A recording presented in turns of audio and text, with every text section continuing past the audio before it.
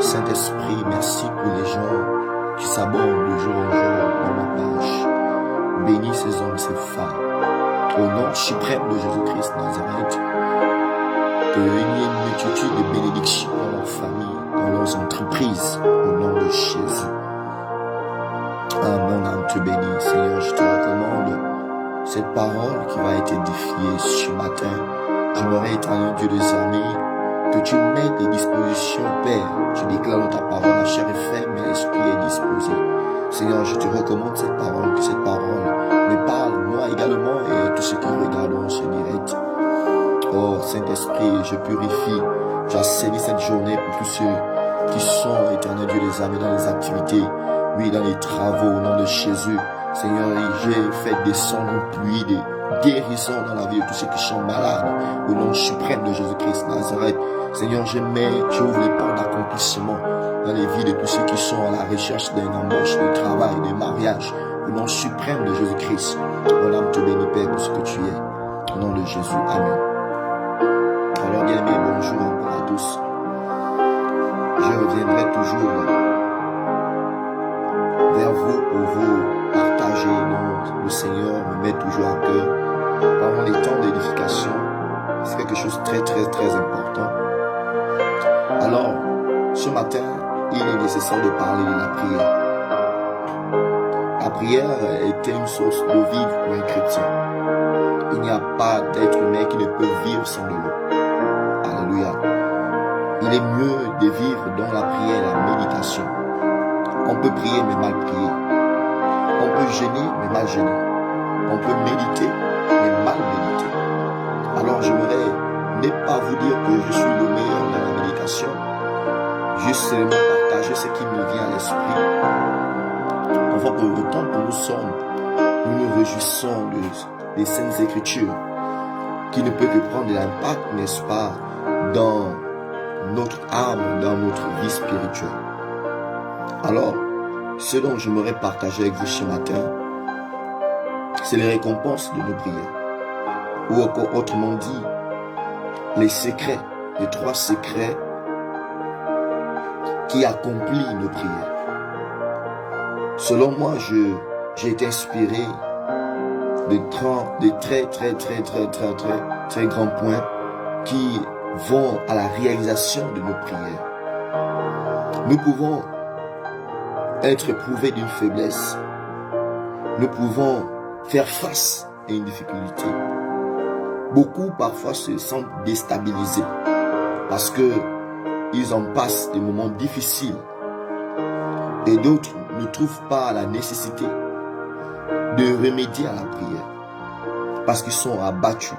Voyez-vous, lorsque une personne a perdu un être cher, cette personne est abattue et oublie la nécessité de la prière. Or, c'est par cette faiblesse que nous forgeons notre esprit, et c'est aussi par cette faiblesse que nous pouvons abattre, n'est-ce pas, notre esprit. Pourquoi forger? C'est pas de petites choses, pas des choses puissantes, pas des choses fortes que nous devenons plus forts. Et voilà pourquoi un dicton dit: ce qui ne nous tue pas nous rend plus forts. Et pourquoi? C'est par cette tristesse que nous sommes abattus. Parce que nous nous focalisons plus sur l'émotion. Nous nous abandonnons plus sur la tristesse. Nous nous laissons conduire à la tristesse. Mais comment vaincre ces choses? C'est par la prière. Et je décrète que ta prière puisse avoir de l'accomplissement. Tout ce que tu as demandé au Seigneur et qui a certainement pris du temps. Je t'encourage de rester dans la prière. Il y a beaucoup de jeunes femmes, il y a beaucoup de jeunes frères qui sont dans des relations, qui soupirent au mariage. Des jeunes sœurs qui sont utilisées par des hommes, qui soupirent au mariage. Il n'y a jamais eu accomplissement de leur mariage parce que la prière était mal accompagnée. La prière était mal pratiquée. La prière était mal diffusée. La prière était mal demandée. Et voilà pourquoi la Bible déclare que si vous ne recevez pas les fruits de vos prières, c'est parce que vous priez mal. Alors j'aimerais partager tout simplement 3 grands points qui peuvent te pousser à réaliser tes prières. Loin de là, la prière hypocrite. Loin de là, la prière de l'ingratitude. Loin de là, la prière de l'égocentrique. Alors, Anne est une femme qui a pris une image d'une femme qui était dans une prière. Alléluia. Elle est restée en prière et par l'Esprit de Dieu, elle a été enseignée de genre de prière, donc elle doit adresser au Seigneur. Certainement, Anne est restée dans une posture de prière de l'ingratitude, de l'égocentrique. Elle ne pensait qu'à elle parce qu'elle a vu que Pénine avait des enfants. Donc elle voulait faire une prière de vengeance. Alléluia. Et du coup, elle a compris qu'elle doit adresser au Seigneur une prière de récompense. Elle doit adresser au Seigneur une prière de sacrifice. Elle doit adresser au Seigneur une prière d'offrande. Elle va donner comme offrande, comme sacrifice, Samuel. Elle va faire un vœu. Elle va dire, Seigneur, elle déclare qu'elle va faire un vœu à l'Éternel. Quelle est ta prière? Ta prière est résidée sur ton intérêt ou sur la volonté de Dieu? Ou sur l'intérêt de Dieu? Si tu pries pour la réconciliation de ta famille, prie d'abord pour la réconciliation de la famille des autres, avec un cœur ouvert. Ça, c'est une prière remplie de compassion. Il déclare que tant que tu penseras pour les autres, le Seigneur pensera pour toi. Tant que tu prieras pour les malades, le Seigneur va multiplier en toi une longévité de santé. C'est un secret très puissant. Un secret très puissant. Alors, je vais lire avec vous ce passage où Anne va faire un vœu à l'Éternel. Seigneur, si seulement si tu donnais une servante un enfant, je le consacrerai à l'Éternel. Il servira toute une vie. Alors, un jour, j'ai passé l'examen, je passais le bac. Et c'était ma deuxième fois de refaire le bac. La première fois, j'avais chuté. Et, soyez-en sûrs, j'ai expérimenté ce système de prière. Et je ne m'étais pas rendu compte qu'il y a une réalisation de ce que je décrétais dans la prière. Donc je disais, Seigneur, que tous ceux qui passent le bac, donne-les cet examen. Tu vois, combien de fois ils ont cherché. Donne chaque candidat au bac l'examen. Pense-moi également, Père. La première prière était de penser à mon frère et ma soeur. Et le Seigneur a accompli sa volonté. Alléluia. Le Seigneur a accompli sa volonté. Lorsque nous restons dans l'honnêteté, pas dans l'ingratitude. Seigneur, donne-moi, Seigneur, donne-moi, Seigneur, donne-moi, Seigneur, donne-moi, Seigneur, donne-moi, Seigneur. Le Seigneur connaît nos cœurs. Le Seigneur connaît nos cœurs. Pense d'abord à l'enfant de ta soeur. Et le Seigneur se souviendra de toi. Beaucoup de femmes aujourd'hui n'aiment pas voir les enfants de leur sœur. Tant qu'elles n'ont pas encore enfanté, elles sont en train de fermer les trompes. Elles sont en train de fermer une fécondité dans leur vie. Aime d'abord l'enfant de ta sœur et tu vas enfanter par le nom de Jésus. Tu détestes l'enfant de ta sœur. Le Seigneur voit l'état de ton cœur. Tant que tu détestes l'enfant de ta sœur, le Seigneur connaît l'état de ton cœur. Il sait que tu n'as pas encore cette maturité d'avoir une responsabilité d'enfant. Tu peux tomber enceinte, mais faire une fausse couche. Dieu est terriblement puissant. Dieu est terriblement puissant, bien-aimé. Aime d'abord les enfants de ta soeur. Aime d'abord les enfants de tes frères. Et Dieu va multiplier en toi une dimension de fécondité. Et ta maison sera bénite. Alléluia. Alors je vais d'abord prier avec vous pour l'impactation de cette parole. Que le Seigneur Jésus-Christ nous touche intérieurement pour les 3 grands points du secret de la réalisation de nos prières. Seigneur, je te recommande ta parole. Seigneur, que toi seul, tu te révèles à nous par ces écritures. Car Seigneur, ce livre est un livre de révélation. Dans le passé, dans le présent, dans le futur. Seigneur, merci parce que Seigneur, tu as accompli quelque chose de grand dans la réalisation de nos prières. Seigneur, mon âme te bénit par le nom de Jésus-Christ. Amen. Alors, je vais lire avec vous ce passage de base. 1 Samuel chapitre 1, le verset 11. La Bible déclare, elle fut un vœu, c'est-à-dire Anne, en disant, Éternel des armées, si tu dignes regarder l'affection de ta servante, si tu te souviens de moi, n'oublie point ta servante. Et si tu donnes à ta servante un enfant mâle, elle avait déjà prophétisé. Elle avait la décrété. Un enfant mâle. Elle n'avait pas encore d'enfant. Bien-aimé, elle avait déjà saisonné son repas dans le ventre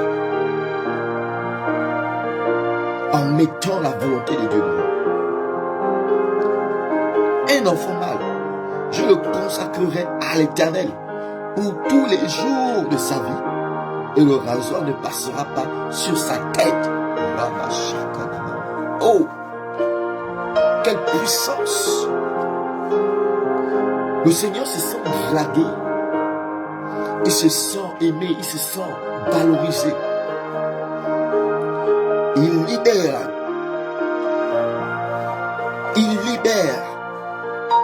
Les troncs vont s'ouvrir. Par la suite de cela, le Seigneur va toucher Élie. Le Seigneur va dire à travers Élie, en disant la femme, va, ta prière a été accomplie. Alléluia. Alléluia. Le Seigneur va se révéler, Élie. Le Seigneur va dire à la femme, va-t'en, ta prière a été accomplie. Et quand vous continuez les versets, la Bible déclare qu'après que Elkana ait connu sa femme, elle va enfanter un enfant. Effectivement, le vœu de la volonté de Dieu va s'accomplir dans le vœu de Anne. Et la prophétie va se manifester par la réalisation d'un enfant mâle qui était Samuel. Il va avoir un accomplissement du fait qu'il va être sacrifié au service de Dieu. Aujourd'hui, Samuel va prendre la place de lui en servant Dieu. Bien-aimé, quelle est la promesse que tu as faite à Dieu qui ne s'est jamais réalisée? Quelle est la promesse que tu as demandé au Seigneur qui ne s'est jamais réalisée? Et comment tu as fait cette promesse? As-tu promis au Seigneur un sacrifice? Et tu es toujours dans le même problème? Réponds-toi de la promesse. Accomplis ta promesse. C'est le tout premier point. Nous devons valoriser la présence de Dieu. Nous devons montrer la valeur de Dieu. Que nos prières soient à la volonté de Dieu. Que nos prières soient des promesses de sacrifice. Seigneur, je te livre mon cœur pour ton ministère. Touche-le au nom de Jésus-Christ.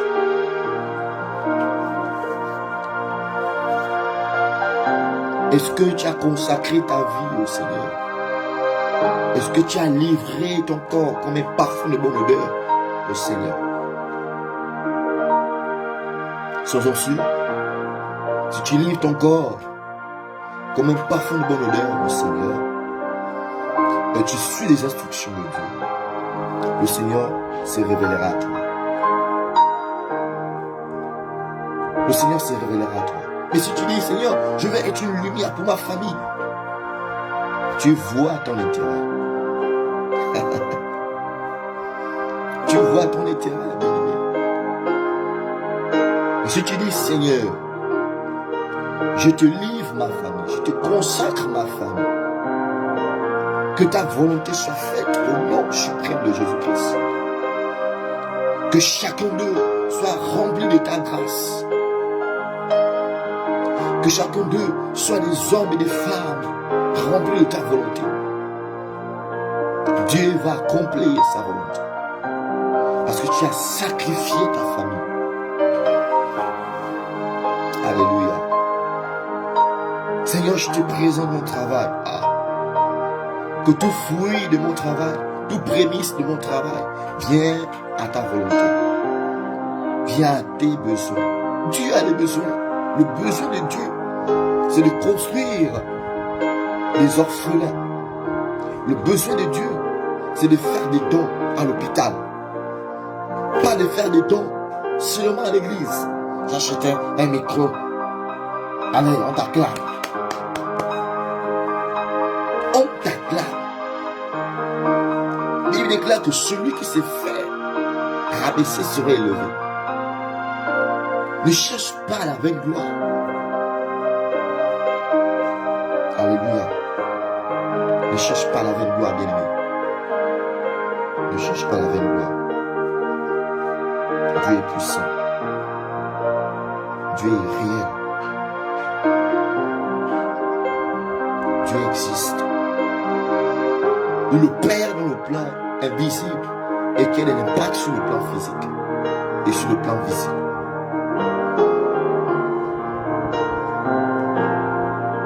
Un être physique ne peut lutter contre un spirituel. Il faut avoir les yeux spirituels. Mais Dieu, le créateur du ciel et de la terre, est un maître suprême de tous les dieux. Que ce soit la loge, que ce soit à la tradition, que ce soit la magie, il est au-dessus de tous ces dieux. Le deuxième point, ici c'est, nous devons demander à Dieu quelque chose. Quelque chose. C'est d'abord le tout premier point. Qui va à sa faveur. Nous devons demander à Dieu quelque chose qui va à sa faveur. C'est le tout premier point. Et le verset de base, c'était dans 1 Samuel chapitre 11. 1 Samuel chapitre 1, le verset 11. Le deuxième point ici, nous devons avoir des prières liées à la parole de Dieu. La Bible déclare, éveille ma mémoire. Tu as dit, Seigneur, je t'invoque, réponds-moi. Mais où est le passage lié à cette parole? Tu as dit, Seigneur, dans ta parole, tu décrètes. Il est écrit dans ta parole, invoque-moi au jour de la détresse, je te répondrai. Tu accomplis ta prière par le lien de la parole de Dieu. Alléluia. Nous devons mettre en existence les paroles de Dieu dans nos prières.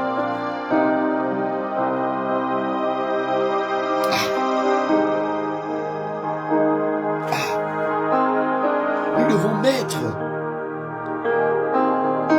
l'existence de la parole de Dieu dans nos prières, bien-aimés.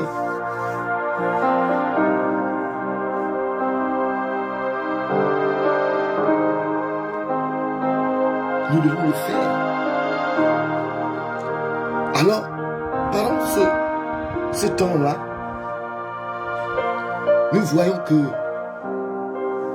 beaucoup de gens veulent seulement prier sans être accrochés à Dieu. Beaucoup de gens veulent seulement prier sans s'accrocher à Dieu. On veut plus être béni, mais pas honorer celui qui maintient, qui détient des vases de bénédiction. C'est de l'ingratitude.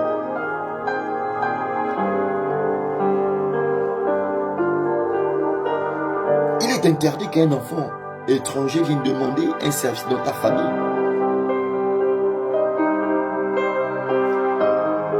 Avec beaucoup de compassion,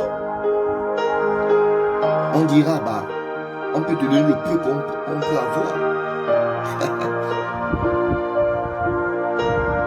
Tu vois, j'aimerais un Chinois venir en Chine, venir dans ta maison natale, pour dire j'ai besoin du pain. Et ce Chinois va te donner, ce Gabonais va te donner. Et il revient là-bas, tu donnes.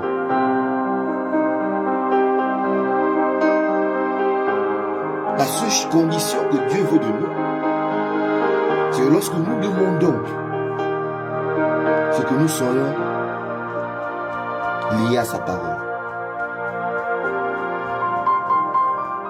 Lorsque nous demandons à Dieu quelque chose, soyons liés à sa parole.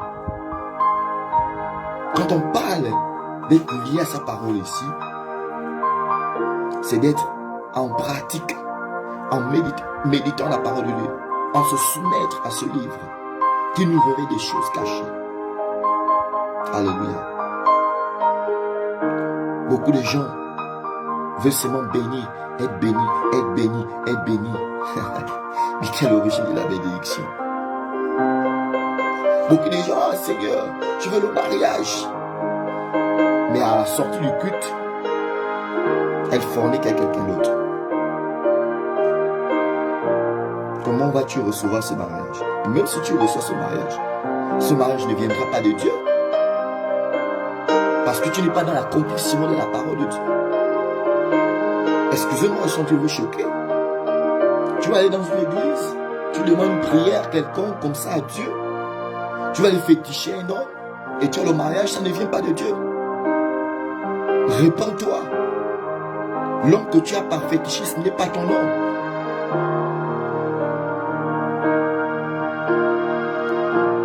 Tu le prends en otage dans un cadre relationnel. Tu le prends en otage par tes puissances mystiques. Mais le jour qu'il va avoir une chute dans ta relation, tu sauras qu'il n'était pas ton vrai homme. Et que le fait que tu as eu à faire dans sa vie, le Dieu qui veille sur sa vie, lui a révélé des choses cachées. Et à ce moment, tu reviendras à zéro.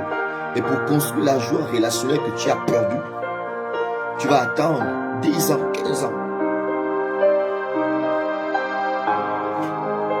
Il faut la repentance pour que ces années ne puissent pas être prolongées et que ça soit réduit en jours ou encore en heures.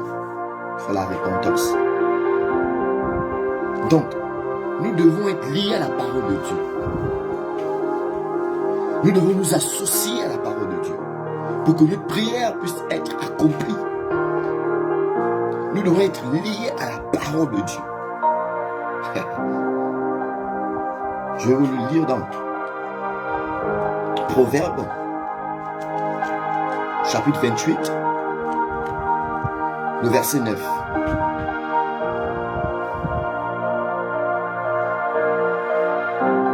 Alors, Proverbes chapitre 28, le verset 9 dit: si quelqu'un détourne l'oreille pour ne pas écouter la loi, sa prière même est une abomination.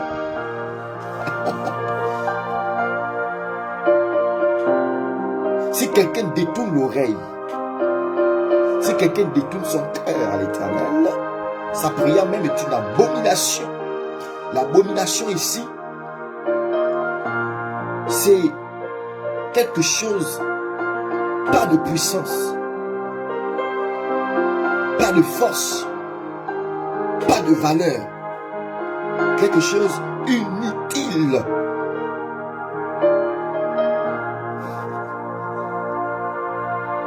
Si quelqu'un détourne l'oreille pour ne pas écouter à la loi de l'Éternel, sa prière même est une abomination. Alors, et là nous comprenons que il y a des prières d'accomplissement, il y a des prières non d'accomplissement. Il y a des prières qui s'accomplissent, il y a des prières qui ne s'accomplissent pas.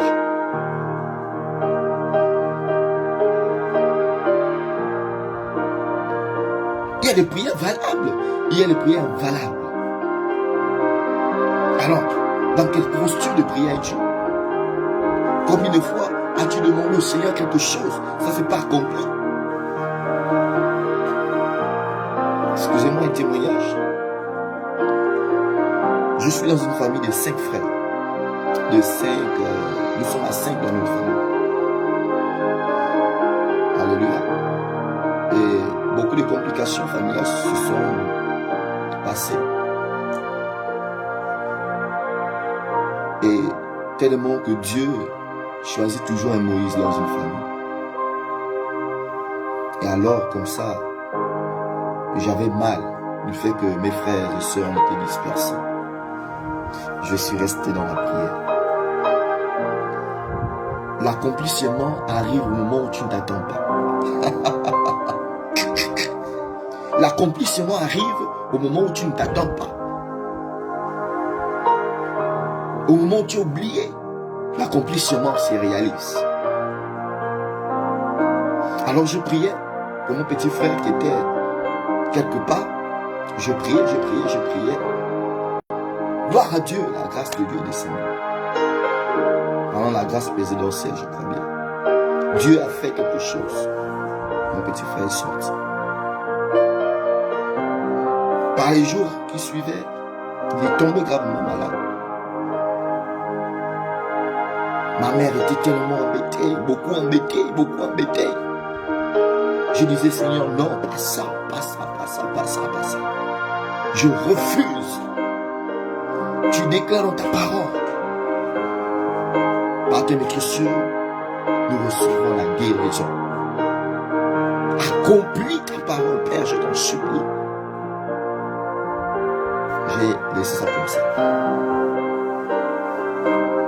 J'ai laissé ça comme ça. Je priais également pour les malades. Pendant que je priais pour mon frère qui était aussi en cellule, je priais également pour ceux qui sont partis en cellule. Je priais. Il y a une ouverture dans le ciel. Alors, donc, c'est pour vous dire que tant que tu es sur les directives de la parole de Dieu, Dieu se souviendra de toi. C'est comme un élève qui étudie, qui a droit de recevoir un résultat positif. Tu dois étudier et bien étudier pour avoir un bon résultat. Tu peux étudier, mal étudier, et avoir un mauvais résultat. Tu peux prier et ne pas avoir un résultat. Tu peux prier et avoir un résultat. Alors, nous devons nous lier à la parole de Dieu. Ça, c'est le deuxième point. Nous devons pratiquer les Écritures afin que notre prière s'accomplisse. Attache-toi aux Saintes Écritures. Attache-toi à l'enseignement. Le Seigneur te verra fidèle. Il fera de toi une bénédiction dans ta famille. Réactive ta vie de spiritualité. Ressource-toi de ces Écritures. Et ta vie sera restaurée. Certainement avant, tu brillais, tu étais une femme vraiment brillante, un homme brillant. Aujourd'hui, tu es entré dans l'alcool, dans le tabagisme, beaucoup de choses. Je décrète dans ta vie une délivrance par la grâce de Dieu au nom de Jésus. Qu'il y ait une restauration dans ta vie. Certainement, tu te dis, tu as une portion de malédiction en toi. Mais laisse-moi te dire que la malédiction ne peut que connaître celui qui s'éloigne de la loi de l'Éternel. Alors, le troisième point est très important. Très important. Il y a des gens qui aiment prier en criant dans les églises, dans leur maison, ils cognent les portes. Ils cognent pour perturber le voisinage. Il y a un temps où Dieu a besoin que tu dialogues avec lui. Troisième point, la prière d'intimité avec Dieu, avec ton Père. Il y a des prières qu'on n'a pas besoin de crier. Tu peux prier à voix basse. Il y a des prières où tu vas soupirer avec ton Père. Quand tu pars à l'église un dimanche, n'attends pas ce que le maître de cérémonie commence, le temps de prière. Tu ne pars pas à l'église pour lui. Tu pars à l'église pour toi-même. Pour ton besoin personnel. Il y a des gens, quand ils arrivent à l'église, ils sont bien habillés, ils regardent, ils prennent des photos. Ils attendent le maître de cérémonie pour faire MC. Les temps de prière. Bien-aimé, tu te mets dans une erreur. Quand tu pars à l'église, commence à prier ton Dieu. Quand le temps de la méditation, la prédication commence, concentre-toi. Ne te laisse pas distrait ou distraite. Car ce qui peut être dit peut être avantageux pour ton esprit et avantageux pour ta famille. Ce n'est pas tout ce qui se dit dans les prédications qui sont vrais. Mais un seul point peut changer ta vie. Un point d'une prédication peut changer ta vie. Parce que il y a des hommes de Dieu qui prêchent ceux qui ne vivent pas. Tu vas prêcher la sanctification, mais tu es dans l'impurité à plein. Tu vas prêcher l'honnêteté, mais tu es dans l'escroquerie en plein. Je ne suis pas en train de délivrer les faux pasteurs. Je ne suis pas en train de chasser ou encore de juger. Mais la Bible déclare, tu connaîtras la vérité et la vérité t'affranchira. J'encourage quelqu'un. Quand tu pars à l'église, ne te laisse pas démarrer par quelqu'un. Commence à te faire démarrer chez toi. Parce qu'en partant à l'église, tu ne sais pas ce qui peut t'arriver. Tu n'as pas prié chez toi, bien-aimé. Où vas-tu aller? Commence à prier chez toi. Commence à saigner ton cœur. Afin de capter comme des aimants la bonne sémence dans ton cœur. Et là, ça vient, ça colle. Boum. Bonne parole. Boum. Bonne parole. Boum. Et les mauvaises paroles vont s'éloigner. Alléluia. Et quand tu sors de là, n'aie jamais la pensée de parler, d'avoir un autre dialogue. Tu as fini d'écouter ta parole, salue quelques frères et sœurs, tu rentres chez toi. S'il y a une réunion, reste à la réunion. Si tu as quelque chose à dire, dis quelque chose avantageux à la réunion. Si tu n'as rien à dire, ne dis rien. Dis je n'ai rien à dire. Même si tu as quelque chose à dire, réserve ça là-bas pour toi. Dans la prochaine réunion, tu pourras essayer d'établir tout ce que le Seigneur pourra te donner comme directive. Évitez d'être distrait. Dans la prière, évitez d'être distrait. Évitez d'être animé par quelqu'un d'autre. Évitez d'être encouragé par quelqu'un d'autre. Parce que la vie de prière est pour toi une source de vie. Quand tu as soif, tu ne vas pas attendre à ce qu'un frère arrive pour que tu puisses boire de l'eau. Quand tu as soif, tu te lances, tu t'engages à boire de l'eau. Alléluia. Donc, le troisième point d'une prière qui peut être accomplie, c'est d'avoir un temps d'intimité avec Dieu. Tu dois dire, Seigneur, mais depuis que je prie, révèle-toi en moi. Dans cette pièce, je voudrais avoir une chaise, une pour toi, une pour moi. T'écouter de plus près. Ah, ce qui m'a été révélé de la prière d'intimité avec Dieu. Dans ton esprit, il faut avoir une image de quelqu'un qui a face à lui quelqu'un d'autre.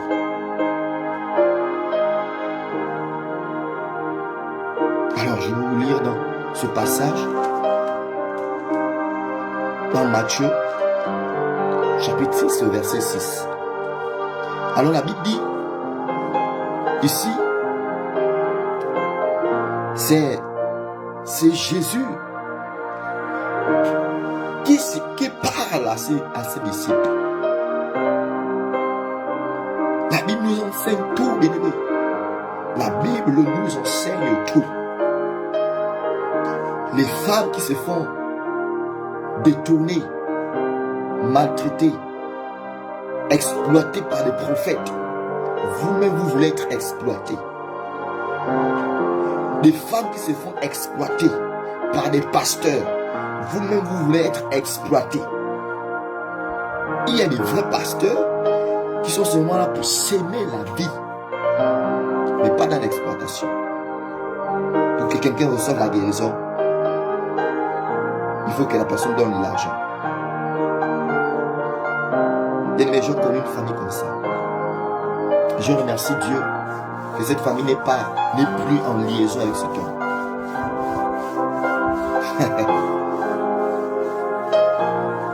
Tant que nous sommes dans la fausseté, une multitude de malédictions va nous suivre, de péchés. Apprenons à s'aimer, à balancer sur notre panier des bonnes œuvres. Alors, il y a des hommes comme ça qui ont manipulé leurs fidèles. Parce que ces hommes n'ont pas de temps d'intimité avec Dieu. Ces femmes n'ont pas de temps d'intimité avec Dieu. Tant que le Saint-Esprit te révèle des choses cachées, aucun autre homme ne t'utilisera comme un pion, comme une serpillière.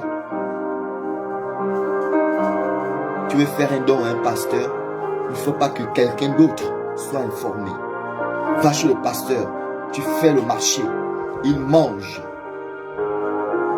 Tu veux faire un don à l'église, achète des micros, achète un piano. L'église n'est pas plafonnée, fais-le. Pas pour le pasteur, mais pour ce que le Seigneur a fait pour toi. En guise de reconnaissance, fais-le pour les temps où tu pries. Crée quelque chose qui manque dans l'église. Parce que tant que tu donneras de l'argent à ton prophète, à ton pasteur, tu ne l'encourages pas dans l'évangélisation de paix. Il aimera plus l'argent que de te s'aimer la vérité dans ton cœur.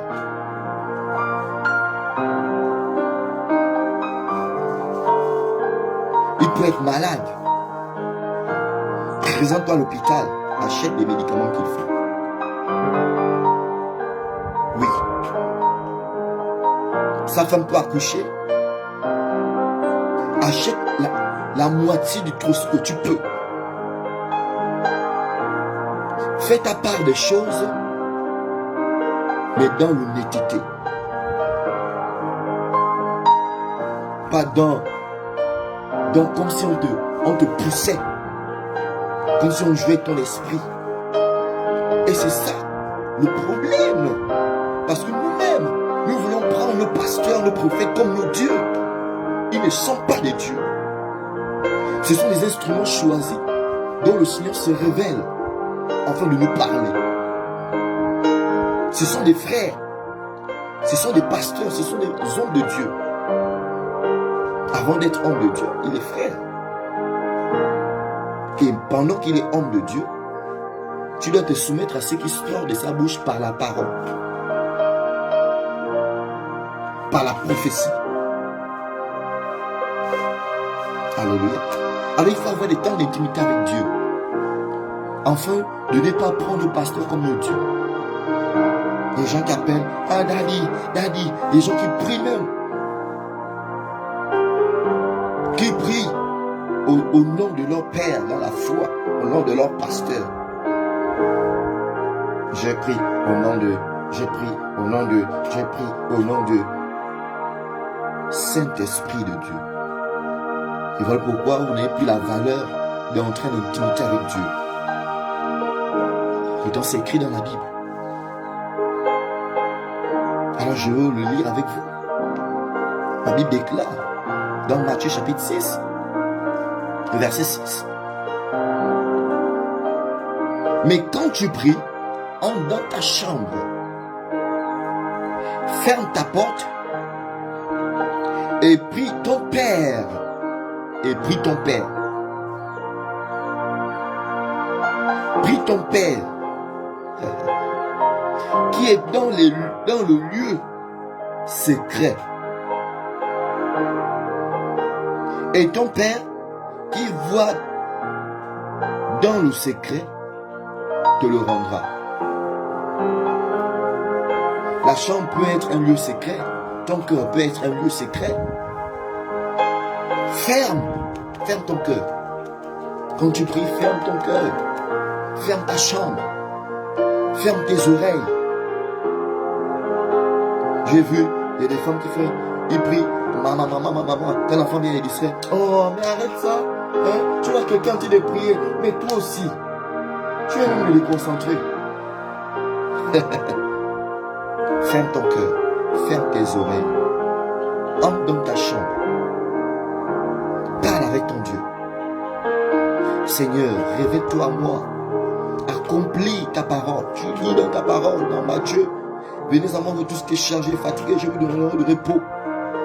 Mais pourquoi aujourd'hui je suis toujours dans cette boudin? Pourquoi aujourd'hui je suis toujours chargé, Père? Et pourtant je suis fidèle à toi. Révèle-moi ce qui n'est pas vrai. Révèle-moi ce qui est faux. Le Seigneur peut ne pas te révéler là dans ta chambre. Il peut te révéler cela par un frère. Il peut te révéler cela par une prophétie. Il peut te révéler cela par une image. Il peut te révéler cela par un événement. Tu sors d'une prière, boum, un problème arrive. Le Seigneur veut te révéler à avoir un cœur qui apaise les esprits. Pendant ce temps de prière, quand tu sors, le Seigneur te révèle par un problème. Certainement, tu es une personne, à peine il y a un problème, tu t'engages et tu t'enflammes. Le Seigneur veut t'amener à discerner. À peine, tu sors d'une prière, on t'appelle, oh, quelqu'un, l'enfant était renversé. Le Seigneur t'amène à ne pas stresser, mais à rester dans la prière. Tu peux voir la situation, mais tu restes dans la prière. Alléluia. Dieu se révèle d'une manière ou d'une autre. Dieu se révèle d'une manière ou d'une autre. Le Seigneur peut te parler audiblement dans ton cœur. Pendant que tu es là, il peut te parler audiblement. Alors bien aimé, ce temps est clos. Je crois que le Seigneur nous s'est parlé à tous. Il t'a parlé, il m'a parlé. Alors j'aimerais que autant que nous sommes, nous prenons conscience de mieux prendre, de mieux entretenir nos prières, de mieux discerner ce que l'on nous prêche, Alors je vais prier avec toi, afin que le Seigneur nous donne encore des capacités, afin que le Seigneur nous donne des capacités d'atteindre une dimension qui réjouit à son cœur. Père, mon âme te loue, Père. Je te célèbre ce matin pour ta parole qui a été libérée dans mon cœur, dans le cœur de celui qui le regarde, au nom de Jésus-Christ. Seigneur, alors, pendant que tu nous parles des 3 points de secret de prière, afin de réaliser une prière, je te bénis parce que, Seigneur, ce matin, tu as purifié, tu as parlé à mon cœur. Mon âme te loue, mon âme te célèbre. Alors je te recommande cette journée, que tout un chacun soit rempli de ta protection. Que le sang de Jésus nous comble au nom de Jésus-Christ Nazareth. Je prierai toujours pour tous ceux qui sont malades dans les prisons. Que tous ceux qui ont des problèmes familiaux, au nom suprême de Jésus-Christ Nazareth, étends puissamment ta main. Étends puissamment ta main. Et que les hommes et les femmes, Seigneur, ramènent à l'existence ta présence dans leur vie. À toi seul la gloire, à toi seul la majesté, au nom de Jésus. Et nous allons prier que la gloire de Dieu vous comble tout au long de cette semaine. Je décrète dans ta vie que tu recevras une bénédiction. Quelqu'un te bénira. Alors, pendant que tu seras béni, souviens-toi de ton Créateur. Tu vas recevoir une grâce favorable. Une grâce favorable. Ce que je pourrais te dire, reste sur la parole de Dieu et pratique-la. Car ta destinée n'est pas entre les mains d'un pasteur, un prophète, un évêque, un prêtre. Mais ton salut est personnel. Tu mourras seul, tu es né seul. Dieu utilise tout simplement ces hommes de Dieu pour que la parole puisse être sémée dans les cœurs. Alors, pendant que la Bible dit que nous devons être en liaison avec ces hommes de Dieu, pas dans la mesure où nous devons être liés aux instruments d'exploitation, dans la mesure où ce sont nos pères dans la foi, pas nos pères spirituels. Abomination pour les églises qui disent père spirituel. Le père spirituel, c'est lui qui existe dans le cadre spirituel. Tant que tu es un pasteur, il a un corps comme toi, il est père dans la foi, car il te booste la foi, il t'encourage dans la foi. Le père spirituel, c'est Dieu. Le père spirituel, c'est le Saint-Esprit. Le père spirituel, c'est tout ce qui réside dans le cadre spirituel. S'il n'était que spirituel, il n'aurait pas tombé malade. S'il était tellement spirituel, il a un degré de spiritualité. Donc même là, le cadre du naturel, le cadre de nature humaine ne peut pas exister. Alléluia. Alléluia. Il nous amène dans le cadre spirituel. Pas par sa volonté, par la volonté de Dieu. Alors faisons attention à ce que nous disons. Et voilà pourquoi beaucoup des hommes de Dieu aujourd'hui nous utilisent comme des pions.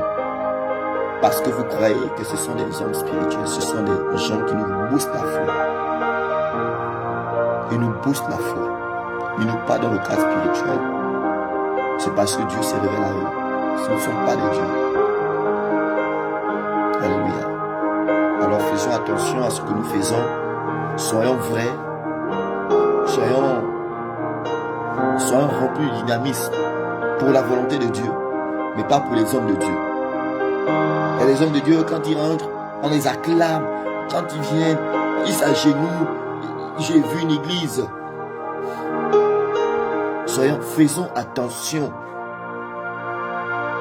Pose-toi la question, dans quel bateau je suis en train de me faire entraîner?